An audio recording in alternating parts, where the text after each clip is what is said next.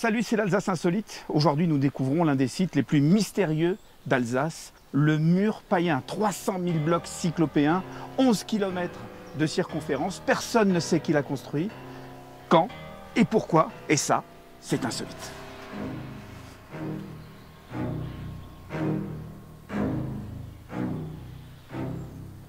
Salut Yvan.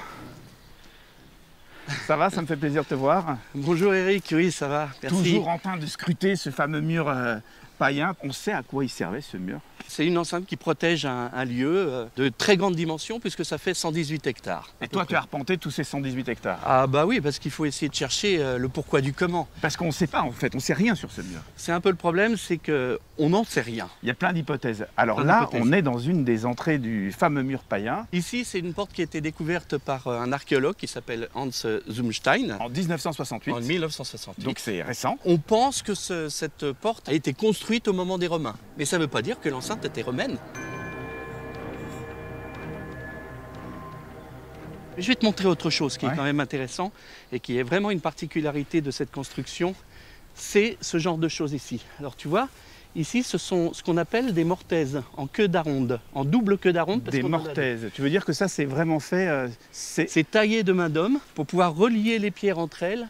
Ça c'est ce qu'on appelle un tenon, c'est une que j'ai fabriquée. Bon, elle vaut ce qu'elle vaut, hein. Et ça c'était fait justement pour pouvoir mettre le tenon à l'intérieur des mortaises. C'était un tenon qui permettait de tenir les deux pierres mégalithiques ensemble, qu'elles tiennent bien ensemble. C'est comme ça que ce mur tient en fait, c'est ça? Le mur tient grâce à ça.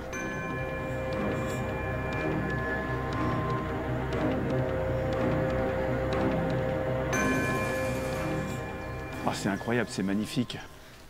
Mais c'est pas possible d'avoir déplacé des pierres comme ça à dos d'homme. Alors là, tu vois, c'est vraiment... Là, on voit le côté mégalithique des choses. Alors, un petit calcul avait été fait. Et tu vois, ce genre de pierre, comme celle-ci, là, elle pèse à peu près dans les 1,5 tonnes. Celle qui est un petit peu plus loin là-bas, c'est aussi à peu près dans le 1 tonne, 1,7 tonne.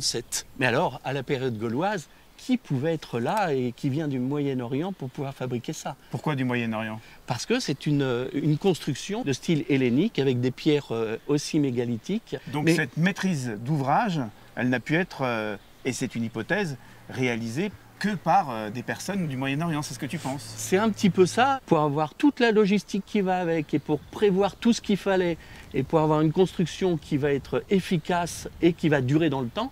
Parce que si cette théorie est bonne, ça veut dire que cette construction a 2300 ans. L'hypothèse que je peux donner, ça pourrait être effectivement les armées de Carthage qui seraient venues ici pour avoir une base de retrait pour envahir l'Italie. Voilà. Ah, donc Hannibal qui va sur les Alpes dans le sud, il a une armée arrière qui aurait pu ici de manière stratégique s'installer et se protéger autour de cette muraille. C'est ça.